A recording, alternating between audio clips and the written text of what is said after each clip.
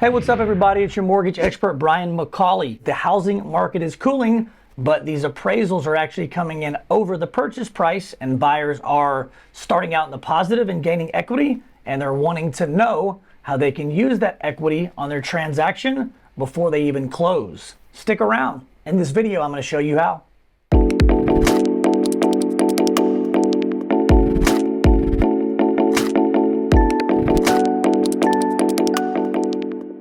We all know that the housing market has shifted rapidly in the buyer's favor. Now, some buyers are spooked because interest rates are up somewhere in the 7s, and they're concerned about the rate and the payment. I've discussed this in a few videos in the past. The way that markets work is if you get a great deal on the mortgage, usually you don't get a great deal on the house. If you get a great deal on the house, you don't necessarily always get a good deal on the mortgage. So right now, you're not getting such a great deal on the mortgage, but you're getting excellent deals on the house. Why does that matter? Well, buyers right now have an opportunity to get a house and get a deal on it. I think that opportunity is probably going to last about 6 months. Why 6 months? I think that's about the amount of time that the housing market is going to stay cooled off. You know, mortgage rates, guys, follow inflation. So as inflation goes up, so do rates. And as they get inflation under control over the next 3 to 6 months and it stabilizes and starts to drop back down, interest rates will drop back down with it. That is a good thing, but for all the buyers that are sitting on the sidelines waiting for interest rates to come down,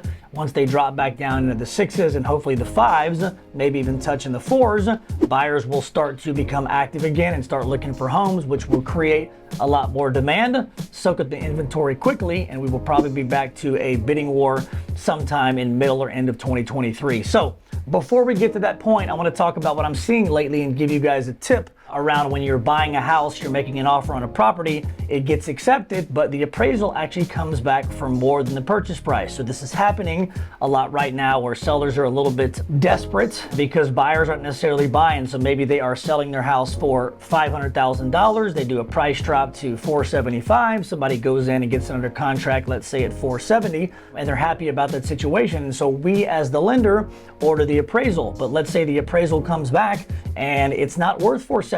Let's say it's still worth $490,000 or $500,000. So what happens is, you know, the buyer has agreed to buy the house at a certain amount. The appraisal comes back, so everything's all good, but they've got $15,000, $20,000 in extra equity. They're able to tap into that equity before they close and maximize it. So I want to discuss that a little bit about how that works and why most buyers would want to do it. So tip number one around that, if your appraisal comes back in higher than your purchase price, instead of just closing on the transaction, feeling good about what I call the ghost equity, meaning the equity is there, but it doesn't really do anything for you unless you tap into it.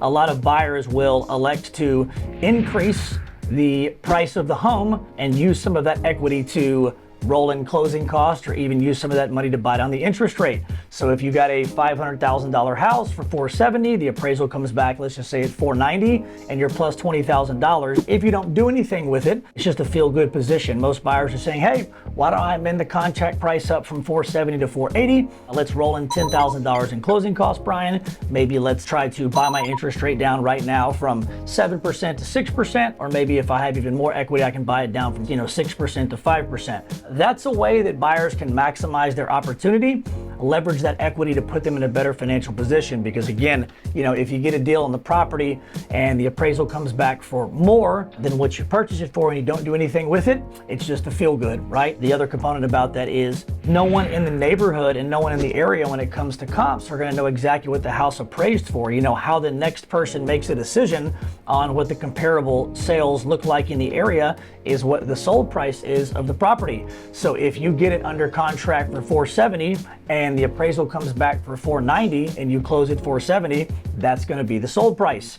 If it comes back for $490,000 on the appraisal and you amend the price up from $470,000, let's say to $480,000 or $485,000, now the sold price is going to show $480,000 or $485,000. That benefits you as the buyer because obviously you can tap into the equity and use it in a ton of different ways, but also the sold price to the public and the public record will go up from $470,000 to $480,000 or $485,000. And what that does is it shows the next buyer and realtors in the community that your property wasn't necessarily extremely discounted, and so therefore the next buyer won't try to lowball as much if you increase the price of the property, so the sold price goes up. So it's, one thing that a buyer's getting a deal, but it's also whenever the appraisal is coming back higher than the price, a lot of these buyers are obviously starting out in the positive. And I remind you, hey, this is a rarity. 9 months ago, people were in the red, meaning they had to overpay by 30 or 40 grand to get a house. Now buyers sometimes are underpaying by 30 or 40 grand. They're landing a purchase price in a contract, and the appraisal is still coming back higher than that purchase price, which means you start out in a very big positive position. Again, sometimes that's $5,000, sometimes that's $20,000, but things are continuing to trend in the buyer's favor, which is what I like to see. So if you're a buyer out there, you're hesitant on buying a property because you're concerned about the interest rates, again, a couple things on rates. They're temporary.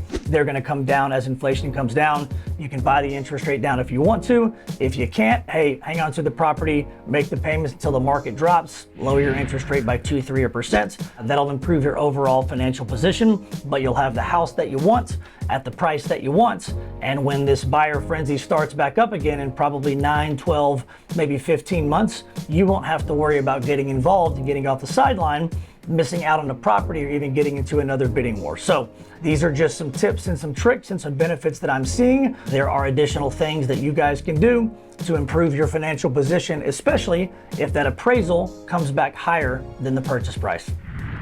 So hopefully you found this video useful. If you did, do me a favor, like, comment, subscribe, share this with somebody obviously that could benefit from this information. If you want to connect with myself or the team just to have a conversation about the market, your current housing situation, just a quick Q&A with me to kind of figure out where you're at and get some clarity for the future, do us a favor, call us, email us, text us. We're always here for you.